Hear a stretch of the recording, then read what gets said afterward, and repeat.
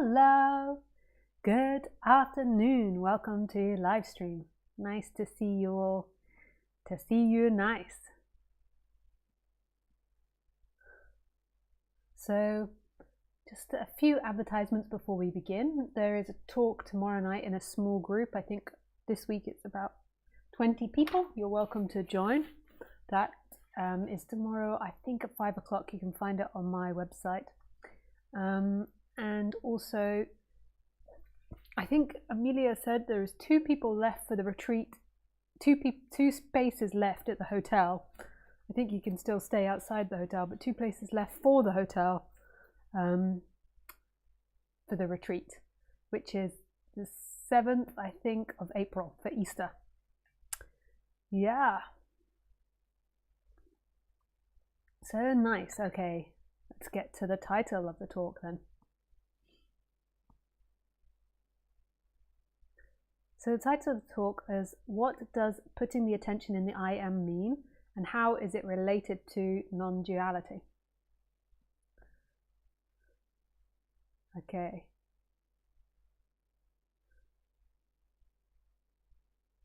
So first of all, like always, I am going to talk about what non-duality is, and then we'll go to the title.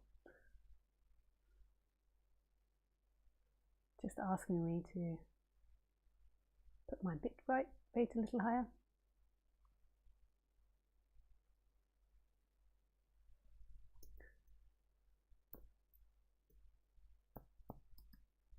Okay. So what is non-duality? La la la la la.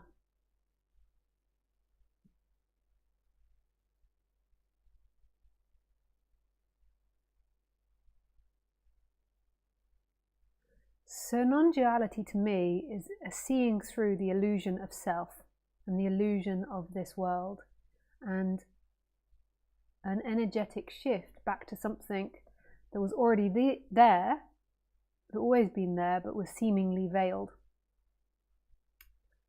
And this sometimes happens spontaneously. I think sometimes people are also born without being caught up in the illusion. But I think that's very rare. But most of the time, what happens is people seemingly go through a process through time, which they eventually realize is imagined, and they have this shift back to what they are, and there's a seeing through the illusions of this world and the illusions of the self. And it's quite an extreme thing to say the illusions of this world or the illusions of this self. So I'll just explain a little bit what I mean by that. Is that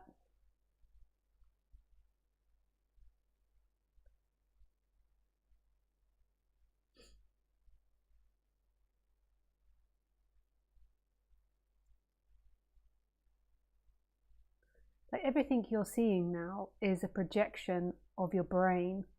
Actually, we don't know if it's a projection of the brain or what's happening, but like if we look at it like that, because science looks at it like that, like so the way that you're seeing colors and the way that you're seeing this supposed external reality is through the way your brain's set up.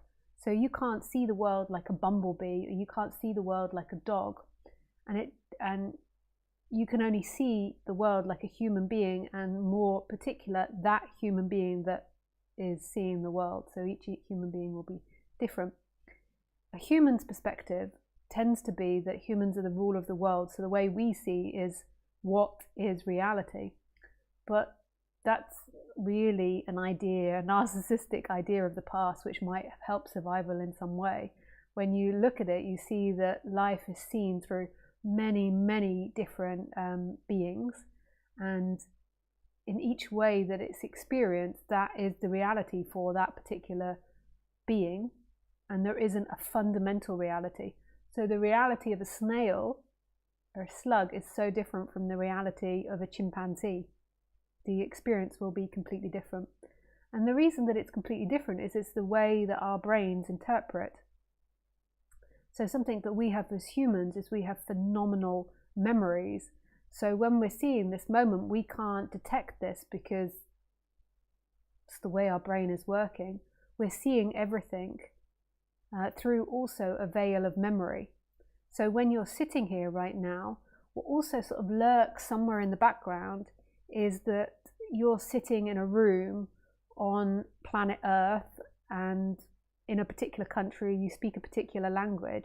So there is a narrative which is happening, which is functioning through memory. And that's not the same for, say, a bird. They're not having this phenomenal memory that's also influencing the experience. So waking up to me is seeing through the illusion. So non-duality means seeing through the illusion of duality. And duality is the way in which, I suppose, this world is interpreted, and then what we have as a human, which is more so than other animals because of the way our mind works, is then an identification with duality. So an identification with, I am a subject. So Khaleesi, my dog, or a snail doesn't have that. They don't intrinsically think, I am a snail, I am a dog. They don't have language to process that, or the same memory power that we have to process that. So for them, it's just a happening and they don't know what they are, and there's no issue with that. Yet their body responds to a name, to the idea of food, to certain objects.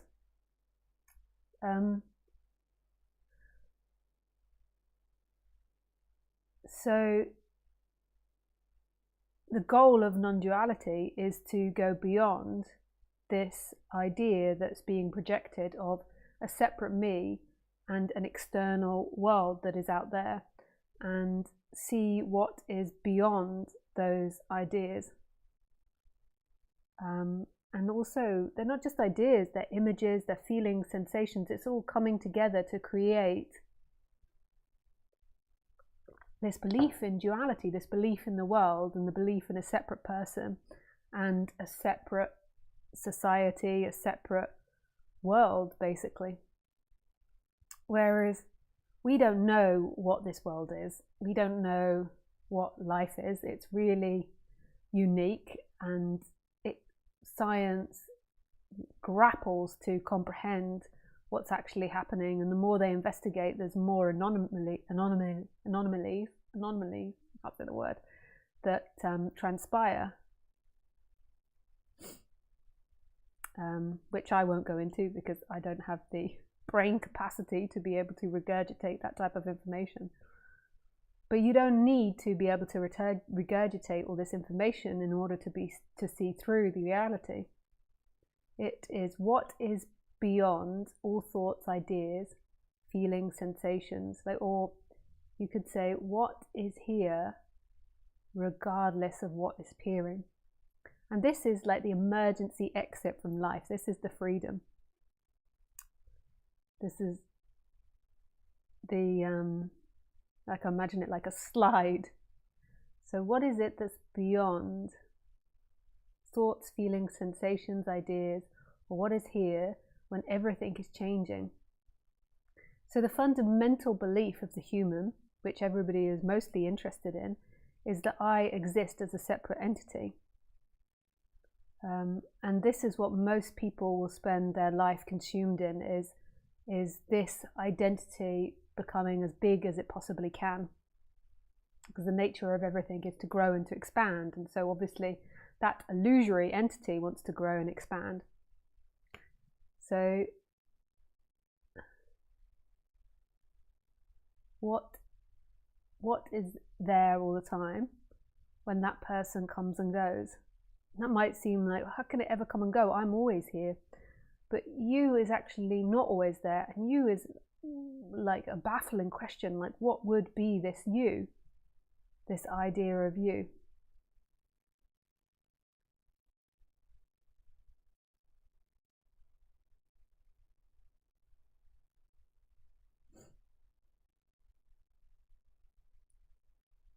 So some people might say, well, it's the things I've done. I remember when I first began to question the nature of reality, I remember getting to the point, this was prior to me knowing about this subject, but I just remember as a teenager beginning to see that the way we look is not who we are. And I just got to that through, I suppose at the time I had eating disorder, and just reflecting with people about the nature of the body and the way we're perceived. And then also I had this experience where I lost weight very rapidly. Not that much weight, but I suddenly became attractive to men. It was sort of at the same age of puberty. And it was so weird because prior to that, I wasn't that, and I didn't comprehend that. And then suddenly everybody saw me differently. And I was like, but I'm still the same. And I remember this really profoundly affecting me, that I was still the same and yet people were seeing me differently. And the way people responded to me, it like makes such a difference, becoming more attractive in the female realm. So that quite easily, at quite a young age, I was like, well, that's not who I am. You know, I'm the same, exactly the same from this perspective as I was like 2 years ago or 6 months ago. But yet the external sees me differently and treating me like I'm a different character and expecting me to behave like a different character.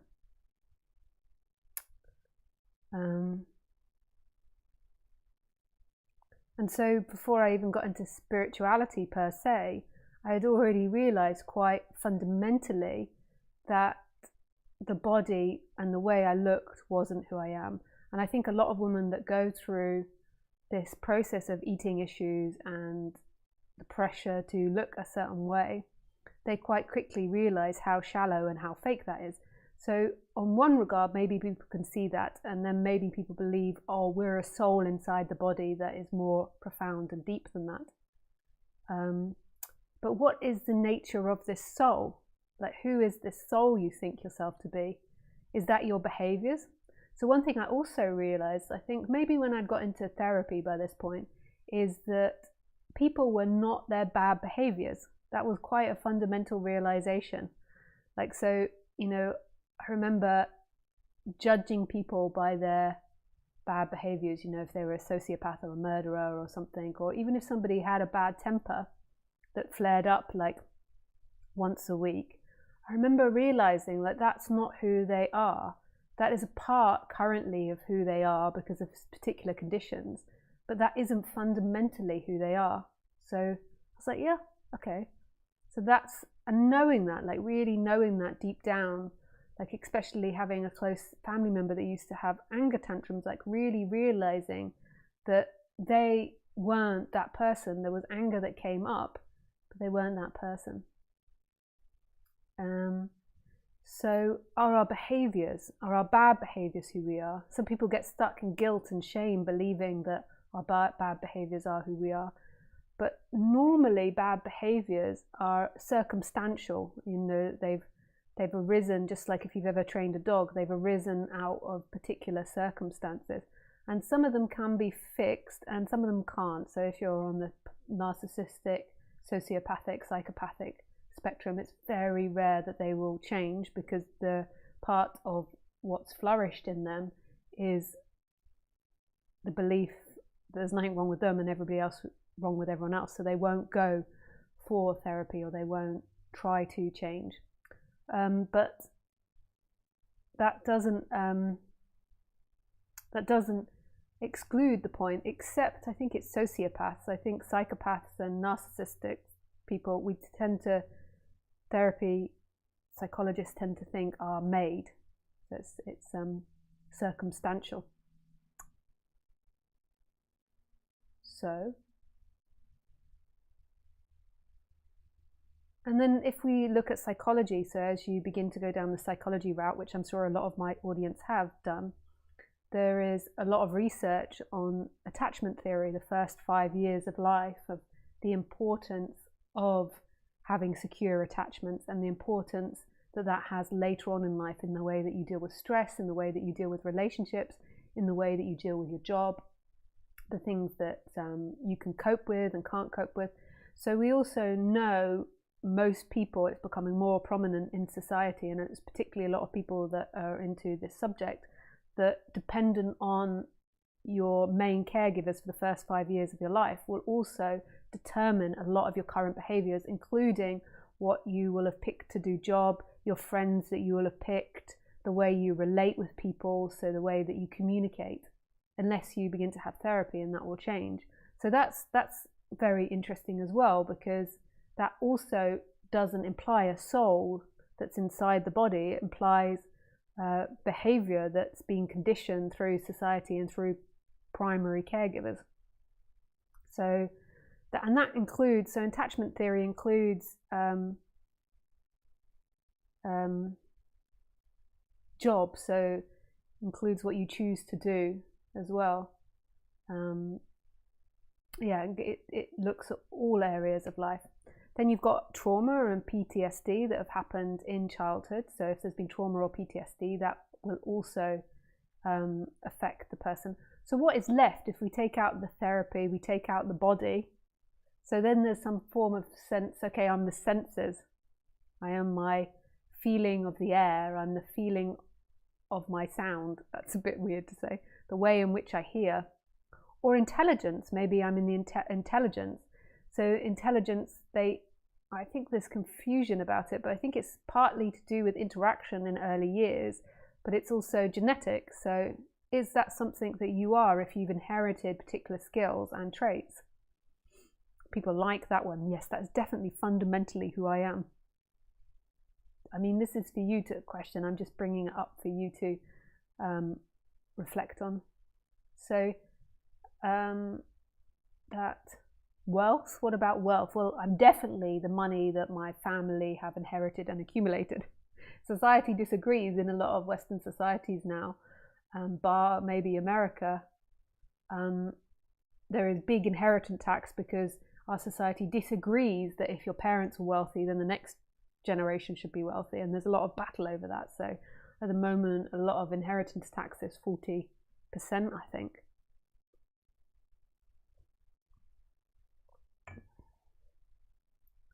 So you're not your wealth. Are you your titles? Some countries believe that, some countries don't. I think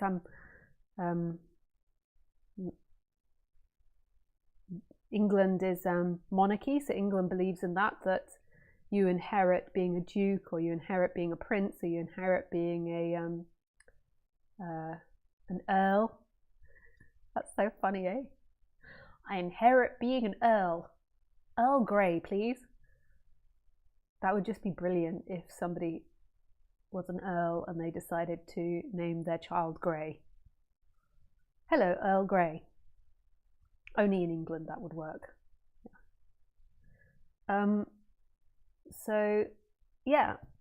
So all of these things, like what is this soul that we believe in, tend to believe in as Christians? So there is a soul inside the body, and the soul either does good actions or bad actions, and if it does good actions, it's closer to Jesus, and it does bad actions, it's closer to the devil. If it does good, it goes to heaven. If it does bad, it goes to hell and burns in flames for eternity. Very interesting concept that we have in the West.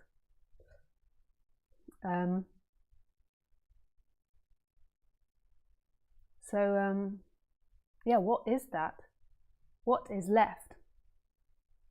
And then this is the most fantastic bit. So after I've been negating, we then go to the positive. So what is left is there is this empty looking and this consciousness. And this empty looking and the consciousness aren't separate from this moment. So everything else comes and goes. So your Earl Grey title, your money, your behaviors, everything else, your body comes and goes. But this moment, not the pictures, not the scenery in this moment, but this moment and this sense of aliveness, of being, of empty looking, of, you could call it light if you want to get all romantic about it, never leaves. And that's fundamentally in everything, all things. All things and no things.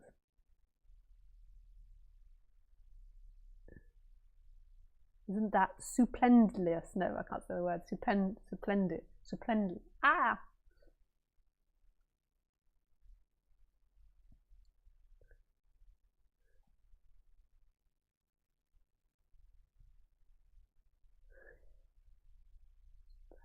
Superfluous? No, I can't say it.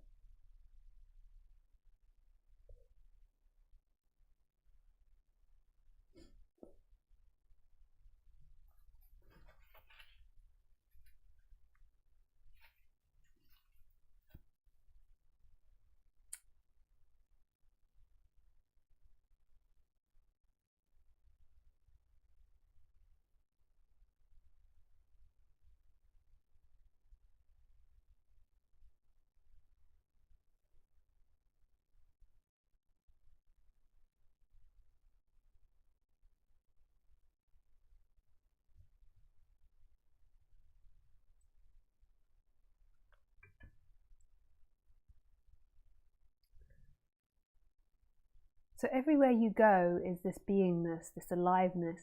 So I tend to split it up in saying consciousness and the I am, but they're not separate.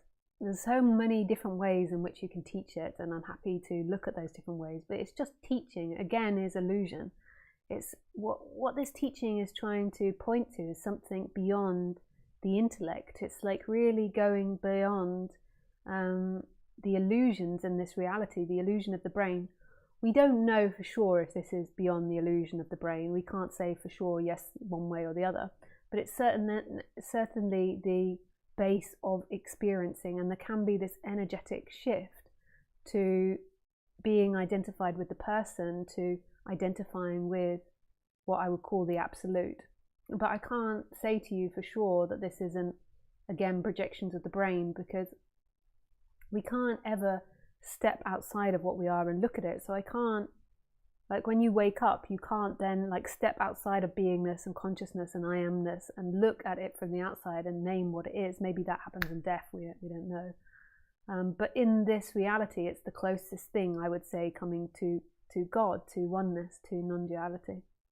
And to me, I call it the end of suffering, because it's a shift from being just the person to the person arising in something fundamentally that you are. So it's like a different way of experiencing. Instead of just experiencing through this separate person, there is experiencing through this expansiveness in which that person arises and dissipates. And I feel like this is maybe the more peaceful way in which humans should be living.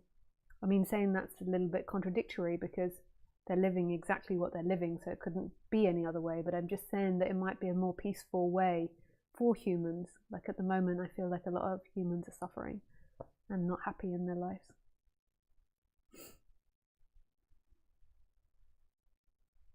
It's like a reset. It's like this reset that is in all things. It's right here, right now.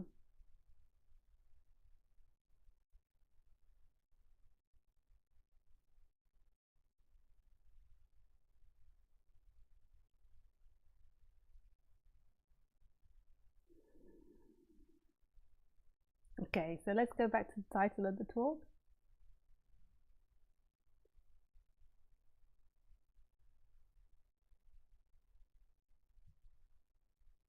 What does putting the attention in the I am mean, and how to relate to non-duality?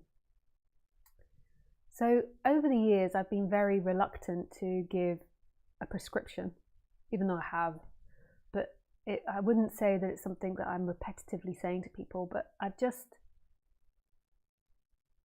changed lately and decided to give people a prescription. So a very traditional prescription is to put the attention into the I am. So this is what Nisargadatta Maharaj did for 3 years and then woke up. He just kept putting the attention back in the I am.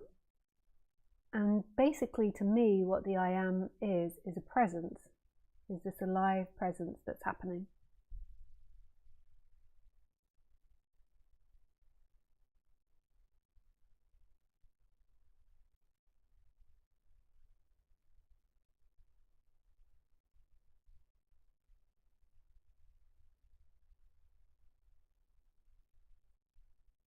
And it's got a feeling of love to it. But the I am actually isn't separate from the empty looking, it's presence. It's like they're kind of the same thing. And you could say the I am is maybe more connected to the heart or to love. So some people say it's like the first thing that comes into existence is the I am. So it's like like a love. And in this prescription, I give it saying that it really ultimately isn't a prescription. It's actually a description of something that can happen. So I'm saying it, I'm instructing to do this and to let the magic arise. But I'm also saying it's a description of something that can happen. Because who is this I that is doing that? And then when you really investigate yourself, you see that choice is also another idea that's appearing in this, that's being projected by this phenomenal body, mind, brain, and it's not actually the reality of it. Like the scientists say that a choice is made, and then 6 seconds after that choice is made, then a conscious thought comes up to make that choice. It's just really beyond what we're telling ourselves and what we're narrating ourselves. And what the practice is it's like, so you see a story. So say if you're in the kitchen and your partner is really messy and you feel annoyed by that. You have total right to feel annoyed. I'm not saying do or don't feel annoyed. Like you get a lot of teachers that are like, it's about getting rid of annoyance. To me, it's not about getting rid of annoyance. It's about getting rid of all the fluff that's around the annoyance. So there is annoyance, and the annoyance might then have lots of stories on it. Fundamentally, it is a feeling maybe in the solar plexus of having your boundaries crossed, because when we are social animals, there needs to be consideration and respect of the other. So if the other is like really messy and not being considerate, then it's a boundary cross. So it most probably naturally comes with an anger. So when boundaries are crossed, we normally naturally have anger. But then it gets out of control because the mind and the thinking mind latch onto it and start telling itself all types of false beliefs. How dare he? Who does he think he is? He's done it again. He doesn't respect me. All these narratives. Whereas fundamentally, the feeling of it is a feeling of anger, most probably in the solar plexus, and maybe a wanting to express that you're hurt to your partner. But what happens is the mind goes into all these stories about it. So I'm not talking about ignoring the feeling or bypassing the feeling. I'm talking about the noticing of that, then putting the attention back in presence, back in the I am, and allowing that feeling of annoyance to be there.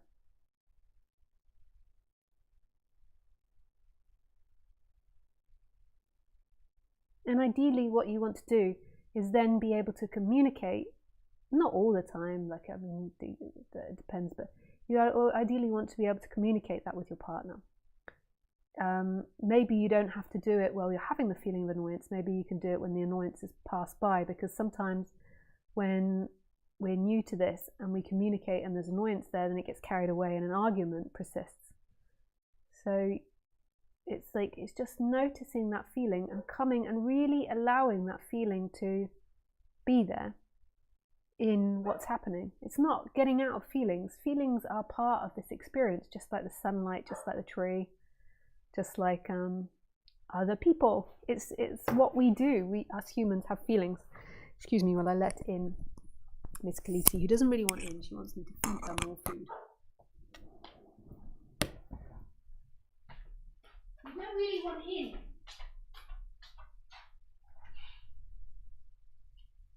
You just want to bark at me to have more food. Yes, you do. She's not happy with the selected food this evening.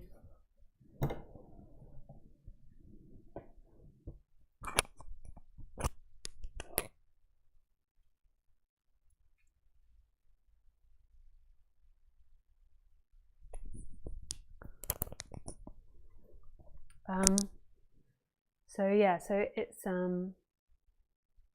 It's like really embodying feelings. What's happened for most people is that they've begun to become walking brains. So they have that experience and they don't really know what their body's feeling. They only really know what's happening up here, and so they just know the story that they're telling about the poor them that has such a shit life or shit partner or all these different things, and they're not really feeling their feeling. They're just going off into stories and conceptual thoughts about it, and it kind of like is really dense, seeking character energy. Like it's hard separation, and there's a belief in you and a belief in this world, and there's not the connection to the mystery and to the beauty of what you are. Oh, I'm so sorry.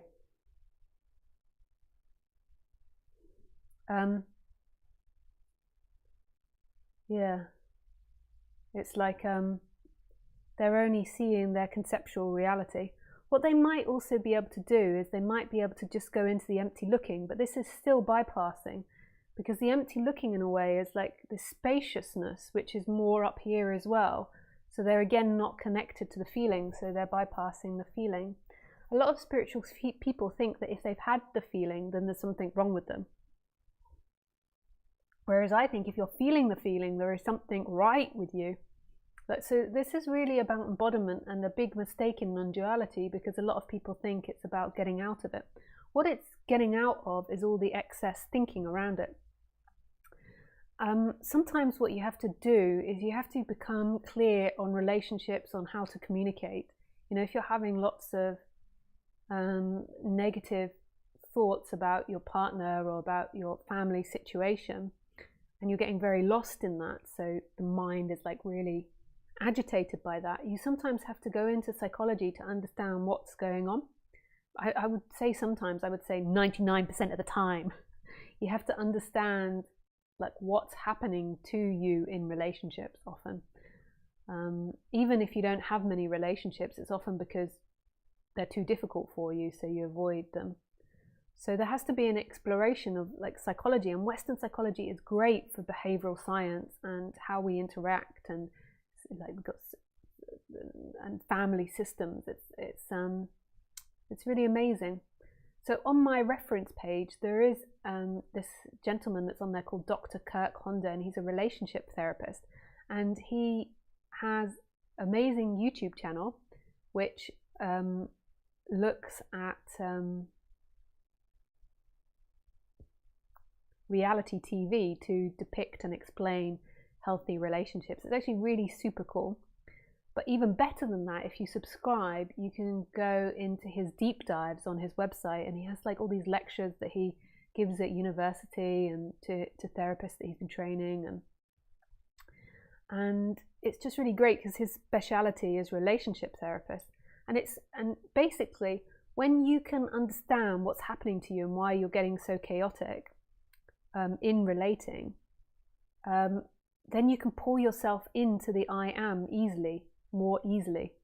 When you're really lost in it, so say somebody that's really identified, and identification comes and goes, so say identification becomes really strong, so you go into the kitchen and it's really messy, and you don't know how to communicate that to your partner, and there's been lots of arguments about that with your partner.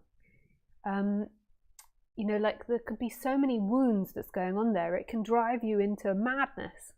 Like, so you get yourself really wound up because it could be related to childhood, it could be related to being ignored in childhood, being not listened to, being invisible, all these different feelings. And if you're completely unconscious of what's going on in the body, all these feelings are firing off without you knowing. And what you're knowing and perceiving is the stories, and the stories will be defensive. So they'll most probably be either blaming the other, blaming yourself, blaming life, blaming God, hating, shame, discomfort. No wonder humans suffer so much, and this is just normal for most people. So understanding psychology, it helps with the relationship. So I always think it's a nice thing to do for your neighbors, like you're cleaning your lawn, like so you're making yourself like a better member of society. but also what it does for the spiritual path, like for putting the attention back in the I am, is it allows you to see when you're drifting off into craziness of the mind, into like lots of seeking patterns and lots of discomfort. And so you can see that and be like, hang on, I know this is a story of the past. And then going back to the I am. Yeah. And when it's really strong, you know, when you've realized that, you can also do emotional release techniques where you go in, you allow the feeling to speak, where you shift it from negative to positive to negative. This is also good exercises. There's so many different things you can do. I have a reference page with lots of different suggestions. I keep meaning I've got so many to add more, but it's time. I'm so immersed in writing a book at the moment that it's yeah, everything else is second. I'm just so happy that I get to do these Sundays and share. I love sharing this message. Excuse me. Yes.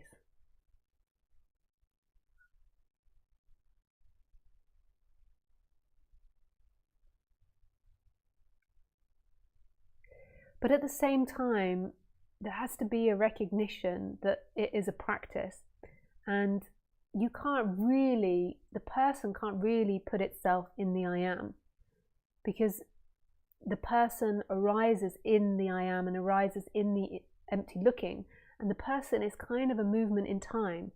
So the person never really exists here. It's always imagination in the past or the imagination of the future. It's not really something here in this moment that exists. So in the practice, you have to see the practice is simply about calming down the person and allowing space for the magic to arise. So it's also this story, this narrative of like, I am going to get enlightened from doing this, is an illusory story, because it's also got to be seen through as who is this I. But that doesn't mean don't do it, because my experience now of working with people is that it seems to be fundamental for most people on the path to settle down their personhood.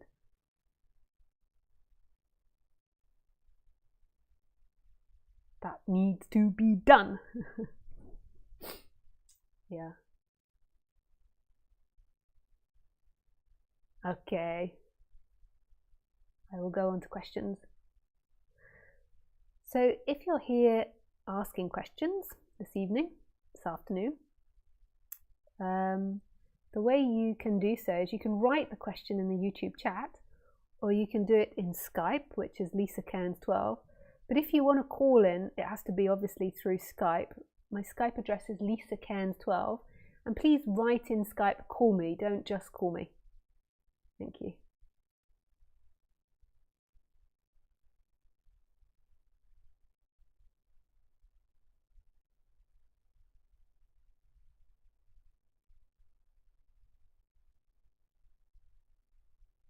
Stupendous.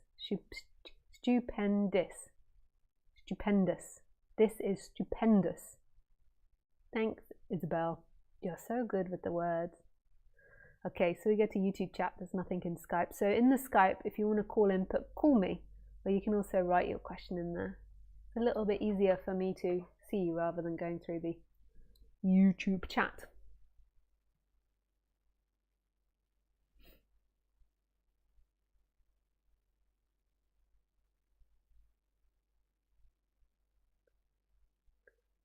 And when you are writing the question in the YouTube chat, it's also easier if you put question or if you put Q and then you write the question, because it's hard for me to decipher, you know, what is chit chat and what is actually questions. So thank you, I'd much appreciate that.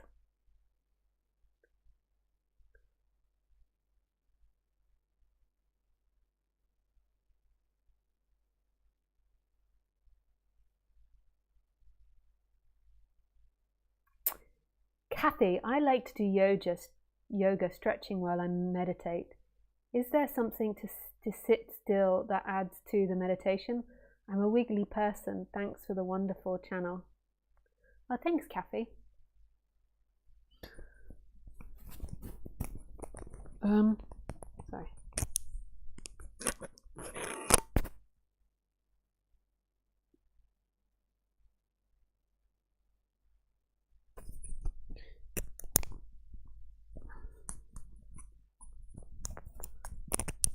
Sorry if I'm giving you earache.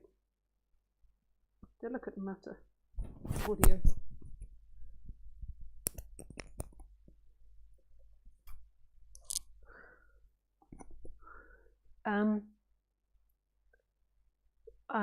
It's hard for me to give specific recommendations for people because I don't know your circumstance.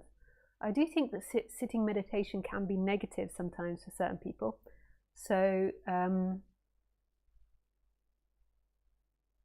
if you've had trauma or PTSD, when you're having PTSD or you're having trauma, it can sometimes be best to do something else rather than to sit there because yeah, if you know about trauma, it's like it sets off your whole system and your adrenaline, and you stoop in it and you can't get out of it. So yeah, if you're having traumatic reactions when you're meditating, then I would recommend getting a one-to-one session to be better guided. Also, if you have OCD, that also can not be so good if you sit and meditate. So if you have OCD or you have trauma, something like yoga can be a lot better. If it's just a simple case of sitting and wiggling and feeling uncomfortable, that's fascinating.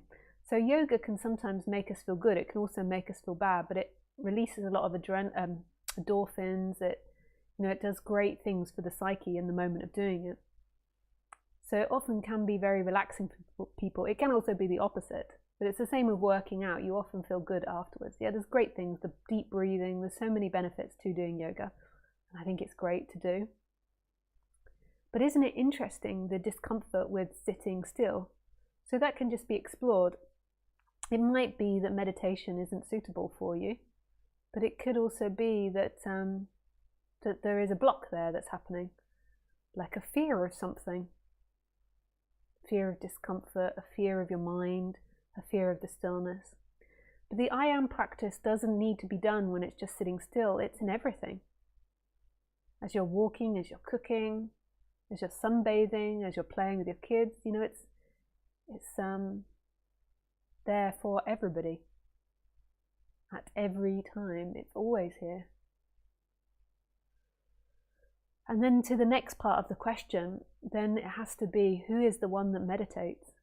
So even though we're giving apparent prescription, it's only really description of what can happen, because who is this person that's choosing? So that's also a great thing to question. Who is the person that wants to meditate? And who is the person that is putting the attention in the meditation, in the I am? Who is that? Weird, eh? And then you notice at some point there'll be these little doors that open like, is that there is this looking and this I am that's never moved and always been there and never done anything. And it's like your most fundamental sense of being. And you thought your fundamental sense of being was that one that was having a narrative of I choose this, I do that, I'm going there, I'm doing this, I'm a good person, bad person. But there's something beyond that that is a fundamental place of being, and this is something that's coming and going, claiming to be everything. Thanks, Kathy. Hey, Paul, Wolfgang Paul. Good morning, Canada, from Tamid T. Question. I go through a lot of emotional pain lately. Are there any techniques you recommend? Also, I notice some strong identification that trigger these emotions. How can this be seen through? Hey T, thank you so much for your question. I would recommend, if you're having strong emotional pain lately, I would recommend working with someone one-on-one to try and discover what's happening there. Unless you've got a really good grasp on it. Like there is a lot that we can do by ourselves and like read, explore, like what the nature is of being a person. Like there's just so much juice out there on the internet that's free. But sometimes these things can escape us and need outside source to point out or to guide us. On my website, there is lots of different non-duality teachers that I recommend. There's also lots more out there that aren't on my website, but I just don't know them or just haven't updated my website. There's also therapists, energy workers, shamans. There's so many different people on there that you could potentially work with. Like, you've always got to make sure that you're not,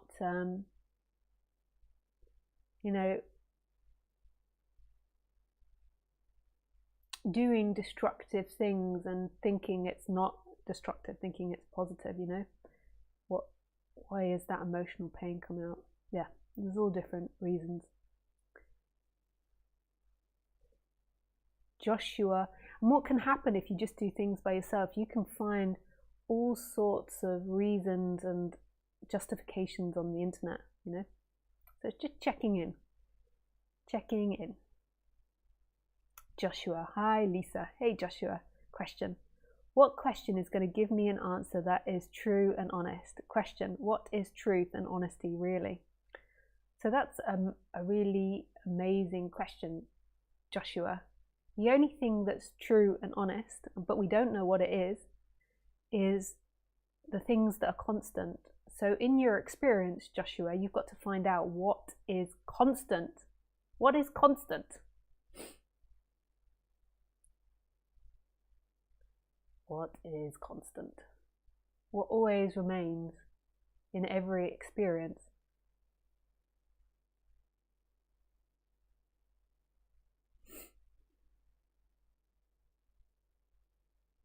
Everything else comes and goes, so what always remains?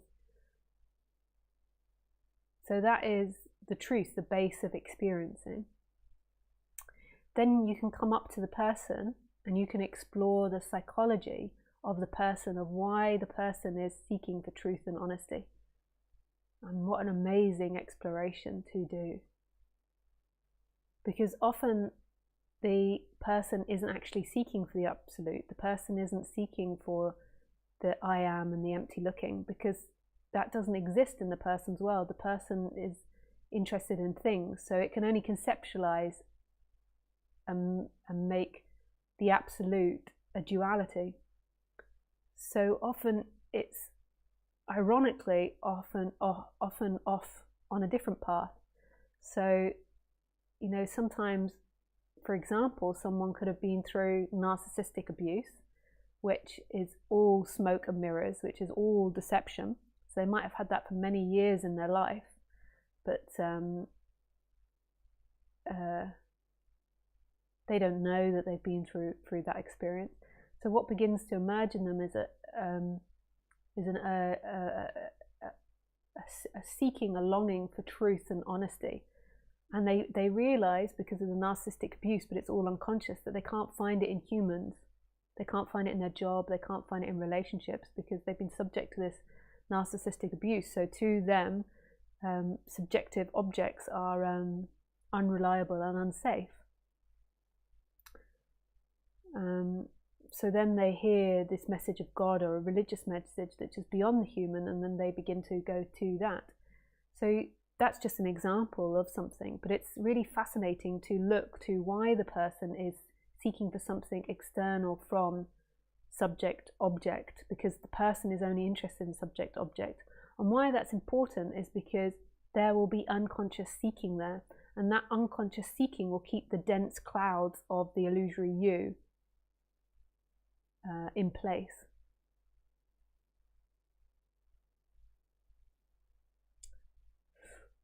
Yeah. So it's ironic, isn't it, that a situation like narcissistic abuse, which has created a lot of pain and which is a very unconscious thing, most people don't know they've been through it until somebody points it out to them, can lead you to the most beautiful subject in the world. The Buddha used to say there has to be the realization that life is suffering. And that having a situation like that is creating so much suffering.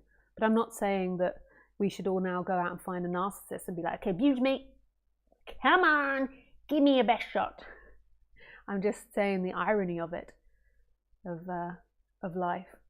I mean, it's so bittersweet, it's so beautiful. and sad simultaneously. Contains everything. It's the same with the book. What is that book? Siddhartha by Hesse. What's his name? My brain, remembering names. Hesse. You know, it's like he has to, you know, go through all this addiction, all these like seemingly juicy, like sex and rock and roll and money and addiction. I know he doesn't go through it because it's like 1,000 years ago, but it's still 2,000 years ago. But it, like, if you've seen them, read the book, like, so he meets the freedom in the beginning. Like, so the freedom is the man, you know, at the edge of the water, like this simple life. Well, that's what it is to me.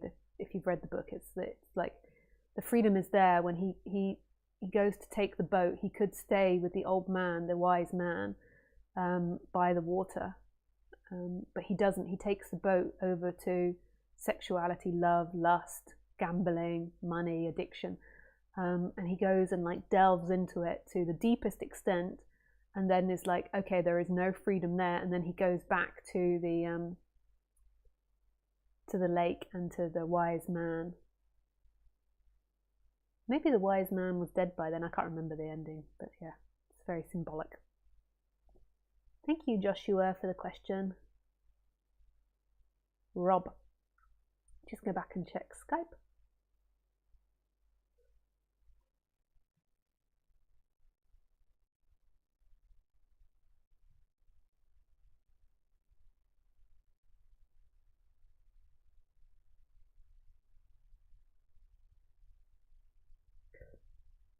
Question: is IAM a form of psychology, cognitive behavior therapy, or parapsychology? I don't know what parapsychology is. Let me just look up that word. Parapsychology. I'm notably saying it wrong.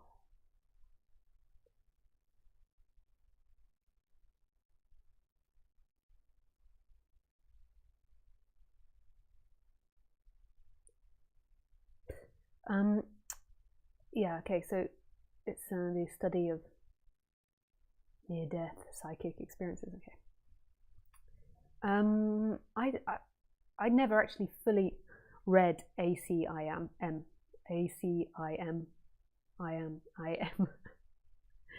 I did go and work with a group once. Like spoke at their events, and have friends, a lot of friends that have been into it, and yeah, know a lot of people that have been into it, and I have read bits of it as well. Roger used to be into it as well, Roger Casillo. I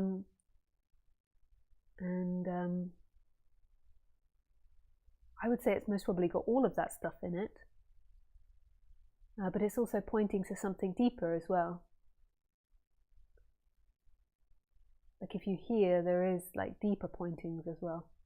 But there's a lot of work on the person, work on the psychology, working on behaviors. Yeah.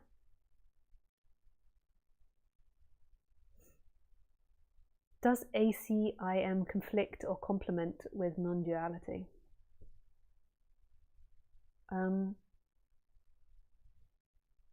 Well, non-duality isn't a thing, so in a way it couldn't conflict with it because it would be conflicting with nothing, but I presume you're meaning the teachings of non-duality. And then if it is the teaching of non-duality, then things always conflict. It's like when you have two objects that have taken form, there's always going to be tension between other forms. Just like there's tension between the grass and the mud, or the grass and the tree, or the grass and the birds. So there will always be tension because there will be differences, and when there's differences there's always a form of tension, but tension doesn't necessarily mean to be bad.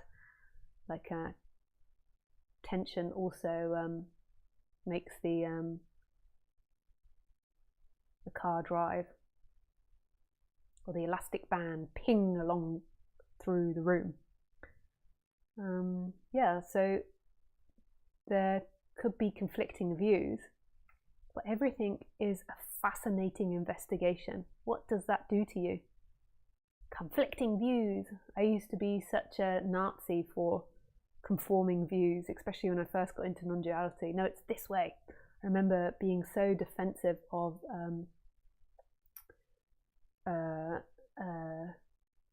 Ramesh's teaching because I thought I knew what it was. And there's just so much more depth to it. Like, there's nothing that you can hold on to. And before I met Ramesh, I was so defensive of Neo-Advaita. It's like, how much can we let go of all our thoughts? Like, so it's a fascinating investigation, the conflict of these different views. But in the end, the objective is to put the attention in the I am. The objective is to become present to what's actually happening, not to get lost in conflicting views. These views are there to unpick seeking habits and unseeking and illusions that are keeping you in a seeking mind and seeking thought patterns. They're not there to be right or to stick as a flagpole in your garden and be like, hey, look everybody, I finally worked something out. I am more right than you are.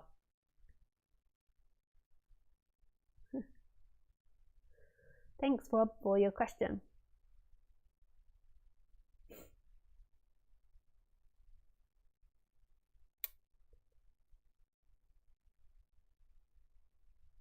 Rob, how do you practice non-duality in your life? Are there techniques of meditation that you can practice that put your attention on the I am? Well, I'm sure there's lots of different techniques, but like if you go onto Osborne's channel, which is called Lisa Cairns video clips, Osborne's channel, I think. If you go onto that channel, it's associated to this one down the bottom. Then you can look up Lisa meditation, and there's like lots of videos on me teaching a few meditation techniques.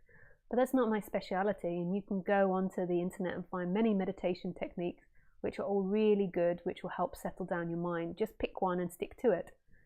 But in another way, you don't need a different meditation technique than I am. Like, it's just moving your attention back to I am. It's painful, the beginning of meditation. When I first started meditation, my mind was like a bouncy ball in a massive room, like 10 bouncy balls. I know, 1,000 bouncy balls in a massive room, like all pinging off together simultaneously, a bright yellow, a luminous yellow. Yeah, it was painful. It was agony sitting there. Agony, I have to say.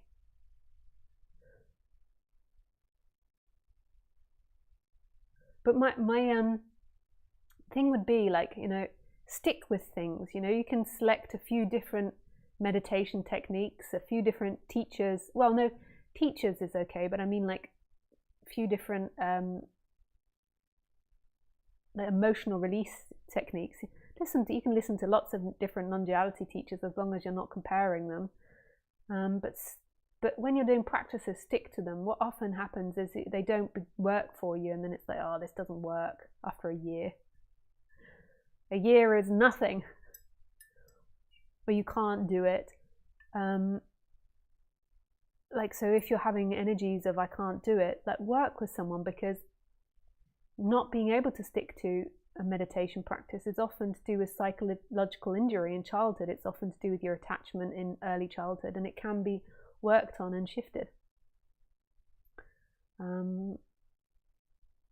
Yeah, I used to have that phenomena a bit.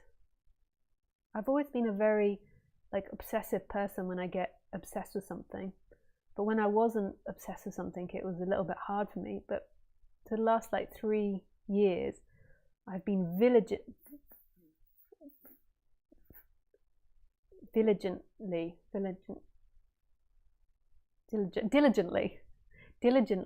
learning another language, and that I don't think would have been possible for me in my 20s. I just don't think I would have had the stamina for it. I'm not obsessed with learning another language. I'm not super interested in doing it as such, just because there's other things that would become a higher priority. But it's a necessity for me, and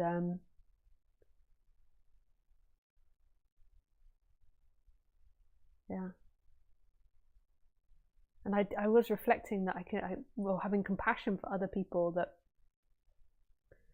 you know, haven't worked out their psychology and would battle with being able to keep the regularity of learning a language up.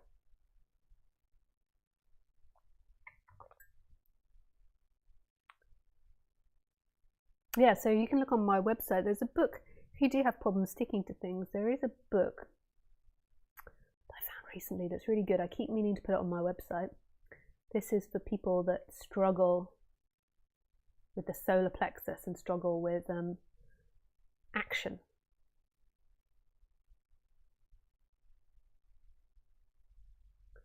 It's called Emotional Neglect and the Adult in Therapy. I will try and put it on my website. Ben, question. A lot of things reported to be realized in non-duality seem so lofty and grandiose to me lately. What do you think? You seem less quick to buy into the hype, which is appreciated. Question. It seems like guru roleplay and just retelling what they've been told by their guru often doesn't resonate as 100% certain to them. Not saying there's no truth in it, trying to sift out the gold.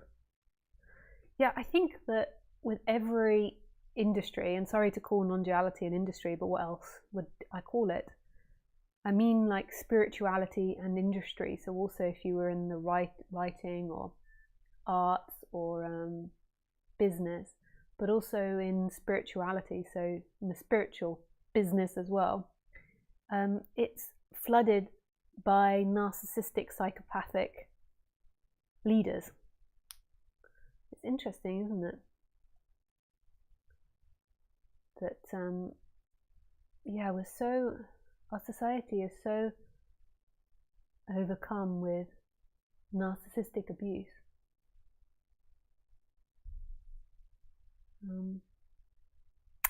Yeah, and it's not just in non-duality, it's in all areas. And so there is a lot of narcissistic abuse, I would say, out there in gurus and in teachers. And then sometimes some of the people that teach are acting out having been narcissistically abused, which I have to say I've acted out in the past as well.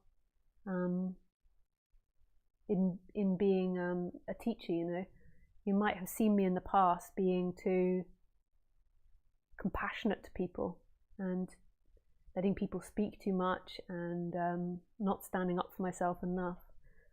You know, these are effects of it. But all of us are injured by this phenomena. I think it's a fascinating phenomena, and it's being talked about so much more widely. So that's the way it is. I wouldn't say it's just to non-duality. The only problem with non-duality is it's very close to like the Jesus Christ delusion. It's like, I am enlightened. You know, like, and even people that say they're not enlightened, you know, non-duality teachers, like that can be narcissistic as well, because it's like, yeah, I'm the only one with the right message here. Nobody else is enlightened but me. Like it's, or they don't even say that, but they'll be like, I'm saving you from all these other people. It's like endless. It's, yeah, it's rife. But it's rife in all areas. It's rife in politics, it's rife in art. It's something that we've got to begin to emerge out of as a society, because we've been led, you know, predominantly by narcissists and sociopaths for thousands and thousands of years, not all the time, but predominantly. We've not had balanced, healthy leaders. It's normally been like, so if we look at royalty, the way that they survived was, in England, was colonization, was taking from the majority and keeping huge amounts of wealth for their own personal gain. That is not a balanced and healthy output. Like, you know, who feels comfortable doing that? There has to be a cutoff and a disconnect a lack of empathy. Like, who would feel comfortable like leaving people in real poverty and gaining from that? I'm not trying to, like, this can also be an effect of narcissistic abuse, as being too empathetic. I'm not trying to be too moralistic here. Like, that is something that I can be. But yeah, shoot me if I get too moralistic. But I'm just trying to point out, like, that we've totally been led by narcissists, and we're all, and you know, most of society are in love with the narcissist and don't even know what it is. Really don't know what it is. Even if they've heard a bit about it on YouTube, it can take years and years and years to really comprehend the psychology of it, and the difference between somebody who is high in narcissism and somebody that's not, and why the person that's high in narcissism does well in leadership roles. So yeah.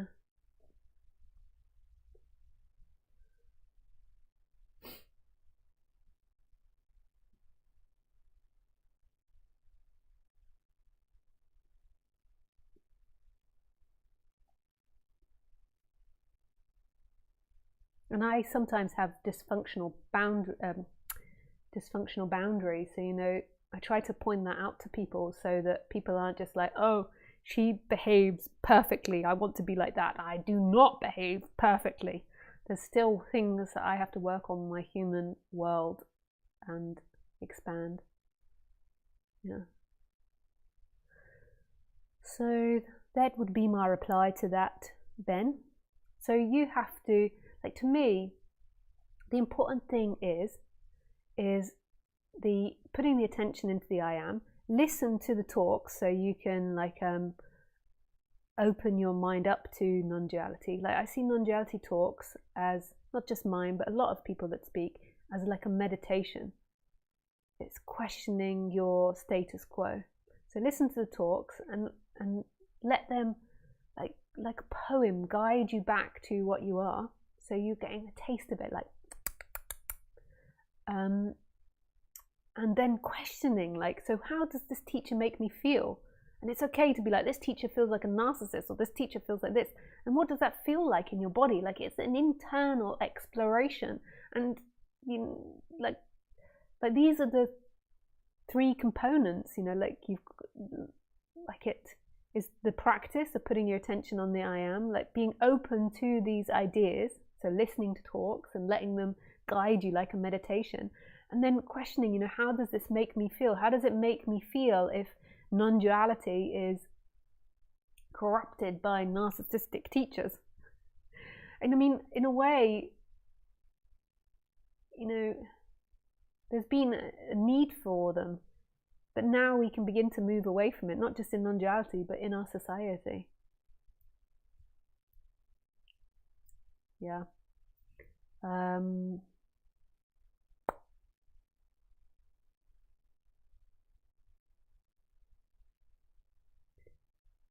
And you don't need to make it grandiose.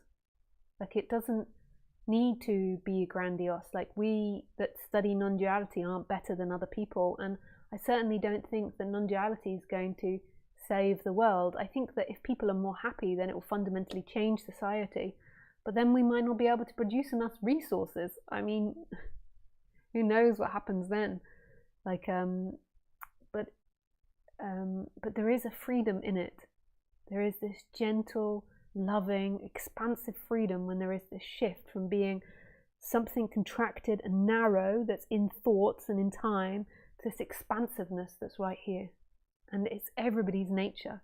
It's unconditioned because it's the birthright of everything. It is everything.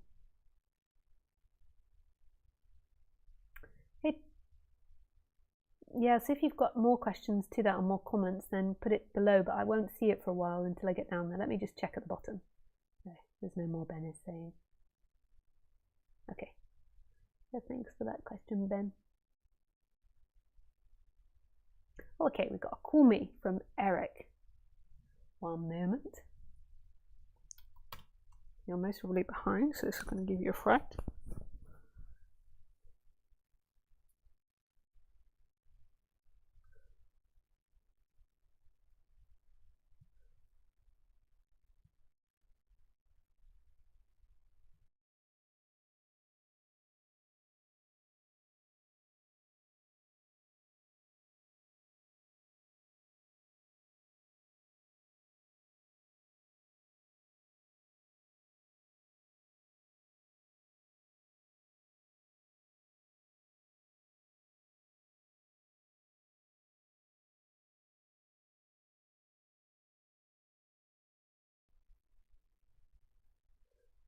Hello. Hello. Hey. 11 years later. I met you in Tiru 2011 and 2012. Oh, nice. Oh, nice to see you again. I was like right at the very beginning. Yeah, I understood that yesterday when I saw your interview with Angelo. Yeah. I didn't realize that you had woken up just before that. Yeah.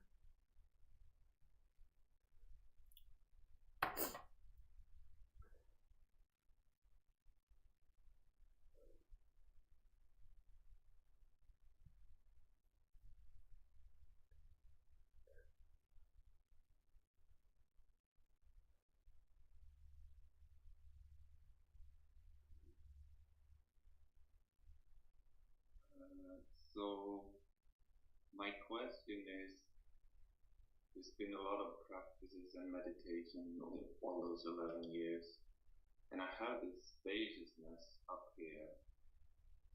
But my former teacher said that I need to bring it down into the body, and like first into the heart and maybe later into the gut. But Yeah. it's hard. Like I'm spacious. Seems to be what I am. Yeah, me too. Yeah, so there can be different things that you can do to bring yourself down. So there could be chakra meditations that you do to help bring attention down into lower parts of the body. But there could also be putting the attention in the IAM. So Ramana Maharshi used to say that, is it a bit difficult to hear me? It might have Can you hear me okay?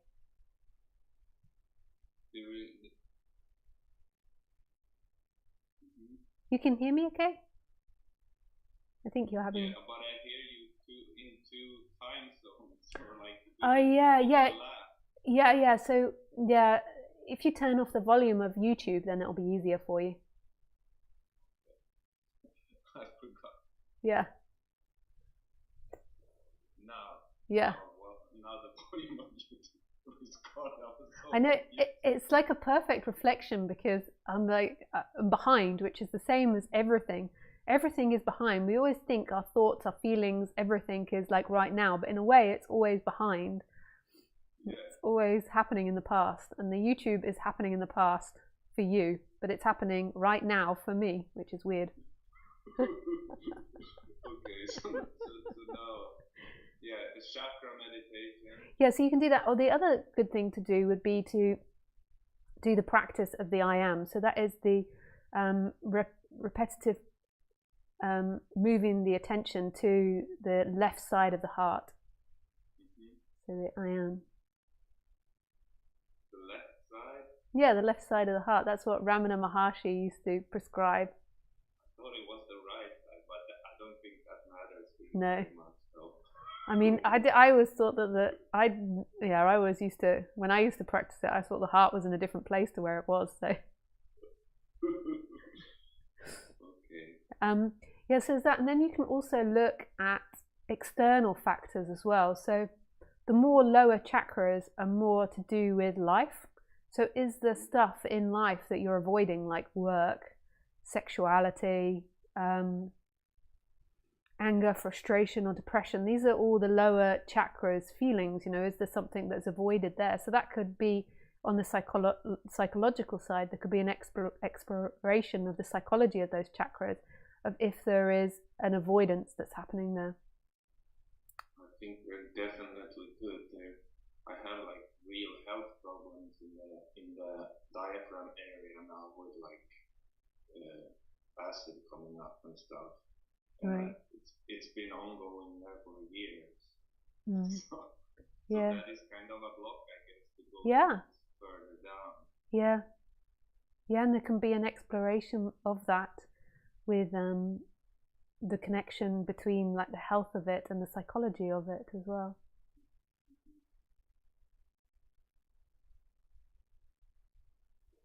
I don't know what more to ask.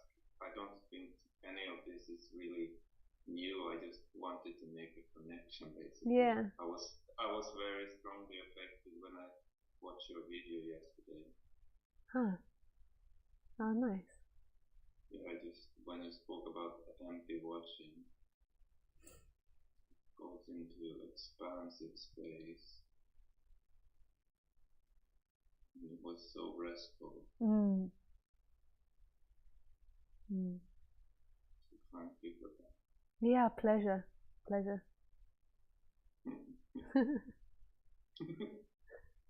And it's like no time has happened since 12 years ago. In a way, it's the same.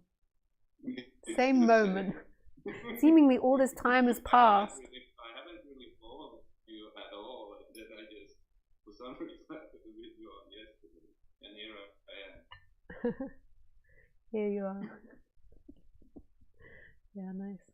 Oh, well, thank you for calling and connecting. Thank you. See you tomorrow. Yeah, see you tomorrow. Thanks. Bye, Eric. Bye.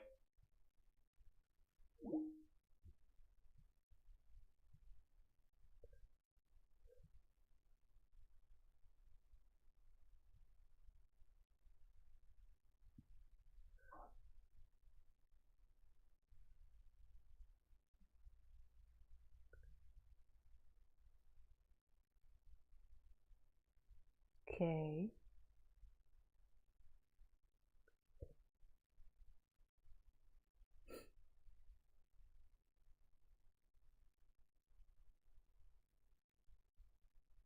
TS question.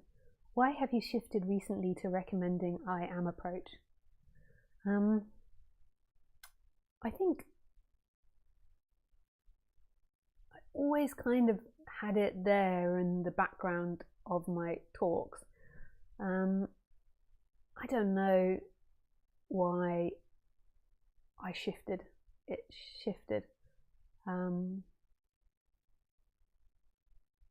Yeah, I'm sure there could be lots of psychological examinations of Lisa which would give an interesting diagnosis. It just kind of happened, but it might also be from some shifts in perspective of me. It's like 12 years now of working with people, and over the last 7 years, so since 2016,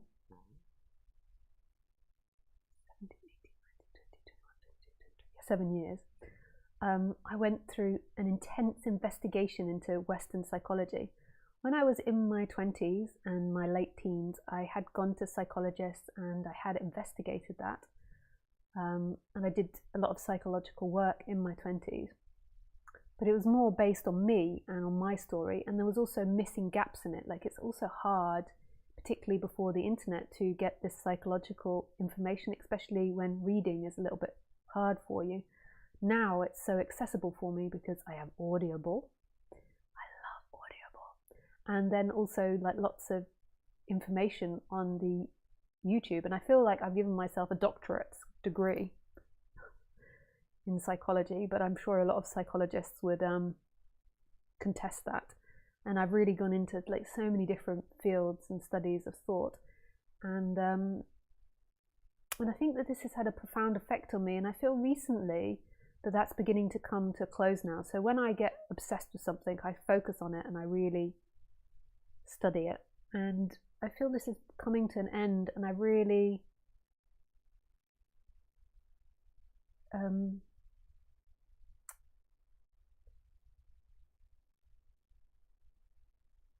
like being able to put together non-duality and this Western psychological approach, not in teaching wise, I don't mean, but just in my brain. And it's deeper. It's like it feels like it's gone into my body. And through all of this, I think I've realized that the difficulty with not giving people an approach, something to do, is the collapse into hopelessness. And I think I've spoken about this many times. So that's one aspect, like this collapse into hopelessness, like I can't get out of this. And I think that a lot of people come to these talks and they are a bit hopeless. Like they maybe have tried psychology and they have tried lots of things and they do feel a bit hopeless, or they've got difficult life circumstances. You know, some people come to this and they haven't done lots of work before, and so they, you know, it becomes, yeah, it sort of like adds into the psychology. I think also I realize that not giving prescription can tick the boxes for spectrums of personality disorders. I know that's a weird thing to say, but if somebody comes to my talk that is narcissistic, they will most probably be put off effort, because a narcissistic personality type doesn't think they have to change in any way, so they're not looking to change anyway. So any effort into a practice would be an idea that they have to change, so it would most probably they would leave the talk. But what a narcissistic mind would do is they would think, okay, I've just got to understand this, and then I can confirm my already enlightenedness. So they will come thinking I'm already enlightened, but they might think, okay, I've just got to understand this. Yeah, so there's that. So I think that in some way my brain has concluded that taking everything into consideration is the best option. And it doesn't hurt, and I think it's really good for people. I think it's much better that people do the practice of putting their attention into the I am than not. But the contradiction to it, and this is why I think I'm always restrained, because there's always a part of me that really wants to be fundamentally honest, is that the you cannot make itself enlightened. And so when you give a practice, you're first of all implying that there is someone there that can become enlightened. But to me, that's okay now. Like, it also makes the person more relaxed, and making the person more relaxed, there is less of the person, and that can only be a good thing. I think in the past I hinted towards it, but wasn't very explicit towards it. I think for many years I've hinted towards it. It was something that I practiced, and I think now it's just like the dams got broken. There was a shift, and it's now just being explicitly said. So yeah.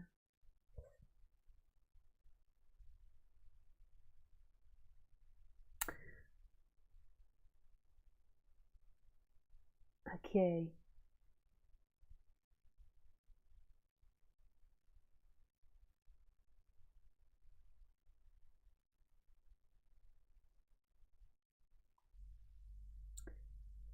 Question. I just joined, so I missed the talk part. I can't meditate deeply because I fall asleep.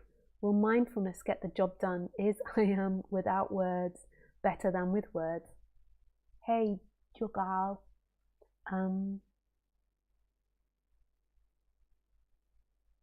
Yeah, but meditation doesn't need to be just sitting. Like, you can do the I am practice in everything. When you're cooking your dinner, when you're talking to your loved ones, whatever you're doing, that can be done. I am. And will it lead you to enlightenment? Well, you've got to question who will become enlightened. No practice can lead you to enlightenment because there is no you. What it will do is settle you down, so it will make the person more calm. It can only be good for you to do this. Most people in the society have so fickle attention. Yeah. Is I am with words better or without words? Whichever feels better for you.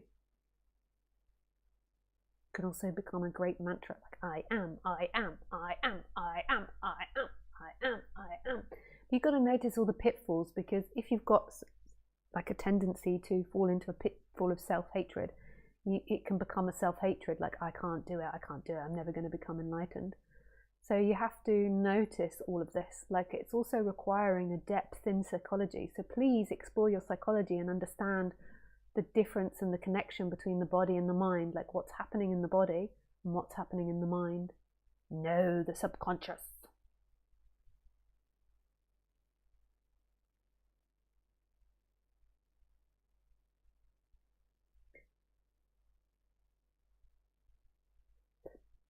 Tamid, question. After doing some inquiry, I've come to this emptiness within me, but also not part of me. When I stare at it, there's a satisfaction of being sucked into it.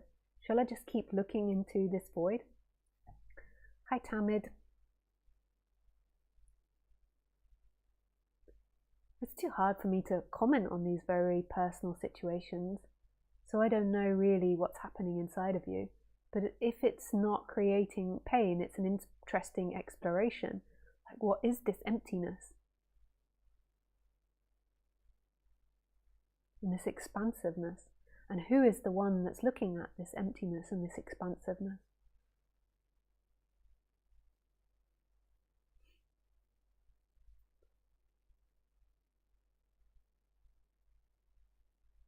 Ben, hi, I can relate. Sometimes it feels like emptiness in a bad way, like loveless, not all the time. Occasionally, when I've gone into the void, I've felt like I found myself in there sometimes. Yeah. There can also be another void.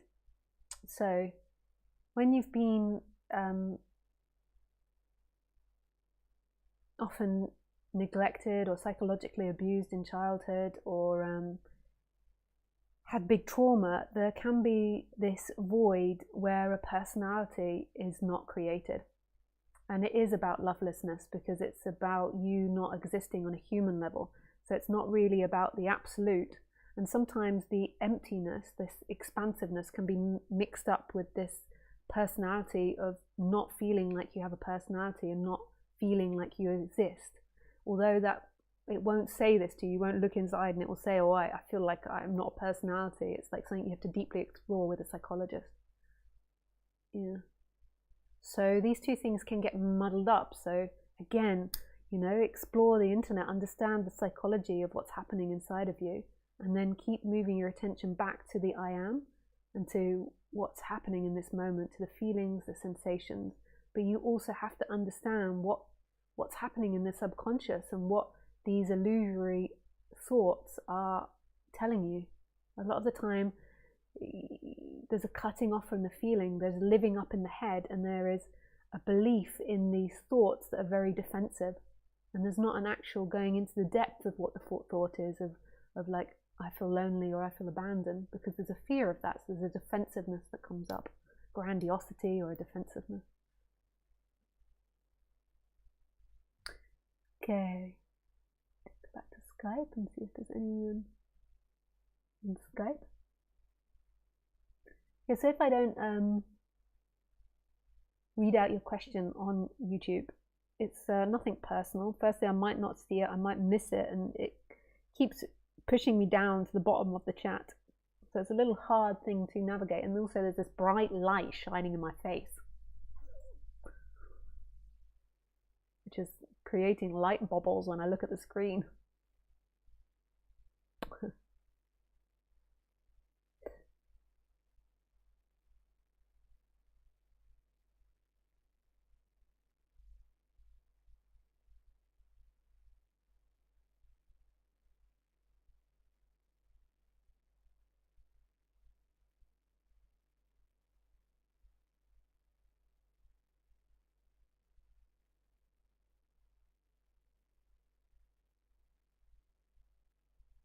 My mind is still a bouncy ball. 2 years meditation, discovered you last summer. Only tiny glimpses, getting frustrated, cannot get behind my head. Hey, Larissa, 2 years is nothing. It's nothing. This is what I like about Eastern teachers, is they talk about this shift happening in lifetimes. So 2 years is nothing. So I wouldn't let it be disheartened. But you can open up the circle of what you're doing a little and try to look to emotional release. This might help if you look to emotional release and looking at the subconscious of what the body's saying. So if you're not conscious of your subconscious, then you can stay on more surface thoughts that are more defensive and more like narcissistic in their tendency. Not necessarily narcissistic, but defensive as in like, it's their fault, it's my fault, or narcissistic or shameful, like I am the worst person, they are the worst. Thanks, Larissa.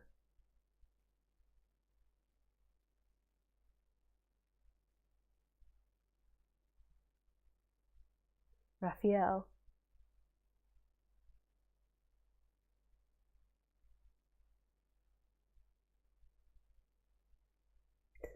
Yeah, sure, Raphael, we can speak. Yes. I will call you now. That is on. And then this will be my last question, I think, and then we can sit and do some silent sitting.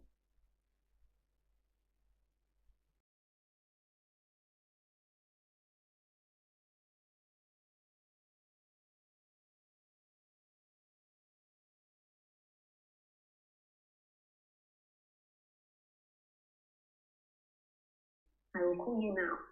Hey. Yeah, okay. And this will be my last question, I think, and then we can sit and do some. You just have to turn off the YouTube chat. I'm here in Skype. That's behind. Yes. Hey, nice to see you. Yeah, good to see you too. I know you can't see me now in this. You can see me on YouTube. It's a little delayed though. Yeah. Yeah. Good to hear your voice too. Yeah, maybe you can ask your question again because I've already forgotten from reading it. Yeah. The question that I had was about the.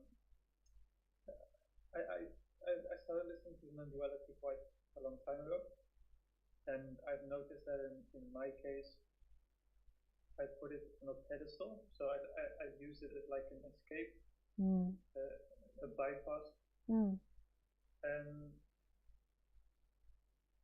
I want to know how I could bring it back into a balanced way in my daily life, so that I don't unground myself in the moments when I should be grounded.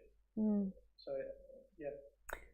So what do? You go into like a spaciousness, or you become disembodied, or what happens to you when you use it as an escape? Because it's really interesting, this question, because I think a lot of people do this. I think it's called depersonalization, or they what's that word again? Disassociate, yeah, which is a form of depersonalization. So disassociate. So how does that manifest for you? It might manifest a few ways, but what's one way it would manifest?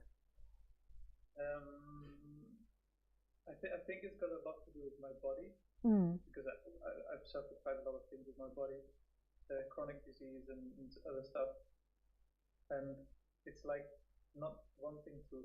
One thing is not looking on the long-term part of life, so to just like be aware that I'm a body and I have some time on this earth and I can do stuff and I can start to handle life, that I have the capability to handle life. But when in daily life I meet things that shock me, or meeting people that scare me, for example, I just step into so-called non-duality zone and I become the observer and I just say yeah, and I just go along with whatever they say. Yeah. And it's devastating on a certain level. It makes it hard to make decisions. Also to come up for myself in certain moments. I've gotten a lot better at it after the retreat I had with you, because due to that retreat, a lot of things were put in motion. I ended up alone in Holland. I had to build up my life, so I had to make choices. I had to survive. So no, that was really helpful. But now I feel like there's another shift that has to happen. Yeah. It has to happen on a profound level, because if not, my mind just gets bored with everything. Your mind gets what, sorry? Bored. Bored with everything. I just lose interest. I have interest span of like 3 weeks, or around 3 weeks, and then I just drop it and I look for something else. Yeah. Just to entertain myself, art or whatever. Yeah.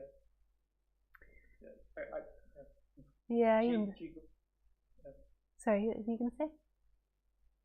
Qigong, that is something that sticks, for example, in my mind. So that keeps on going. But the non-duality thing, in my case, pulls me out somehow. And I feel that it's really truthful what you say. When you talk about it, it resonates 100%. But it's like something's not latching on. Mm-hmm. And it's frustrating a bit. Yeah. It's not all bad, it's good, but yeah. Yeah, I think that there's so many different areas that we could go into in this conversation, because there's lots of things that we could explore in the psychology as well as in the energetic body and what's happening in your chakras. The quickest answer that I can give, without us going too deep and too personal, would be to what happens instead of, when you meet someone in those situations, instead of going to the empty looking, you go to the I am in the heart and you stay in the body. What happens? So now if you put your attention on the heart, what happens?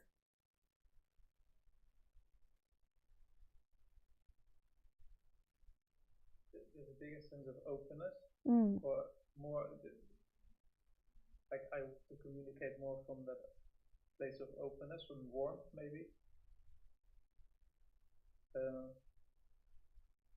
Usually I go into like a fight state. Yeah. When I'm in that situation, I just want to, Yeah, and it's really hard to stay in the heart when that happens. And so going to the empty looking or going to a watcher, observer that's away from the body, very much fits in with disassociation from the body.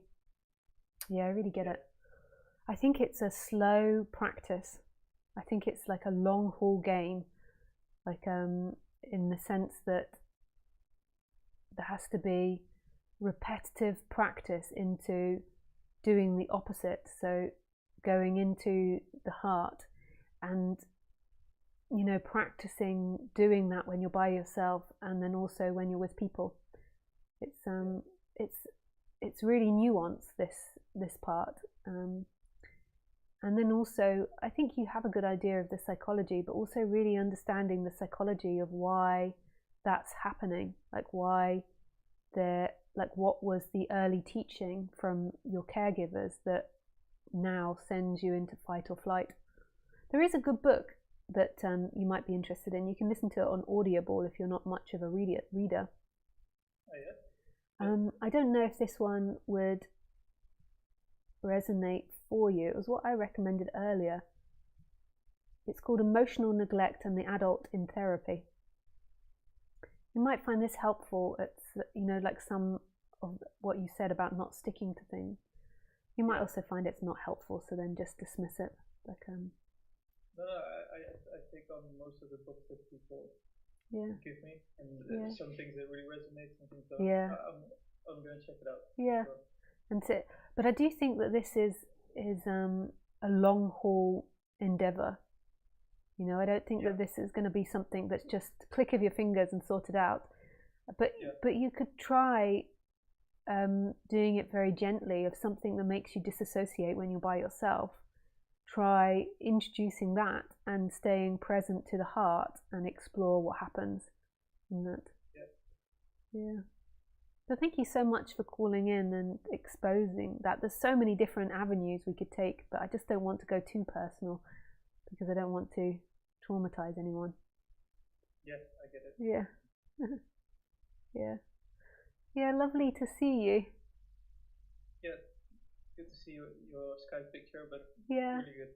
Yeah, it's you seem a lot more beaming than the last time I spoke with you. You seem more healthy and beaming. I don't know if that's true. It could be lighting. We never know about these things, but you seem a lot more awake or healthy. I've been, let's say, inside. I've been fighting with things that I had in me. I don't know how to say it, and just trying new stuff.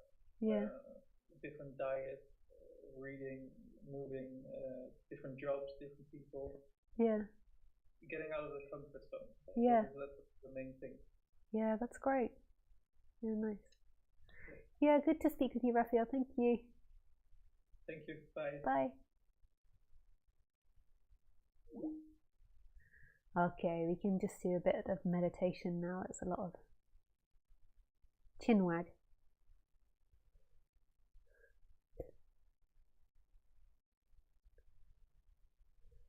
Okay, I'll put in my lovely bell. You've got to meditate with a bell. I just say these things because I'm a Wally sometimes. You don't have the bell to meditate. Bell, bell.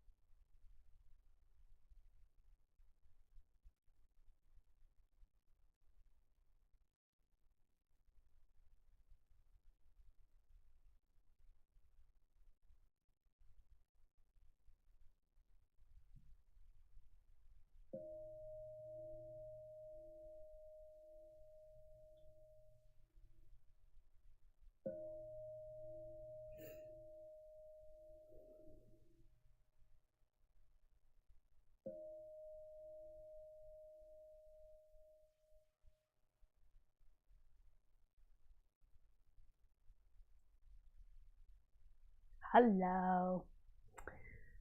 Yeah, so that is the end of tonight's talk.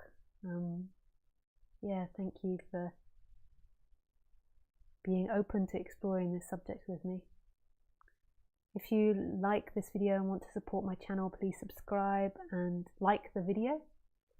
And there is another channel called Lisa Cairns video clips Osborne channel, which is associated to this channel.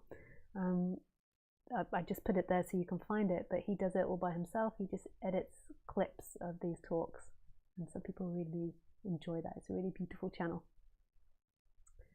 Yeah, das is alles. So I wish you everything. I really, really do. Not just one thing or two things or three things, but every goddamn thing.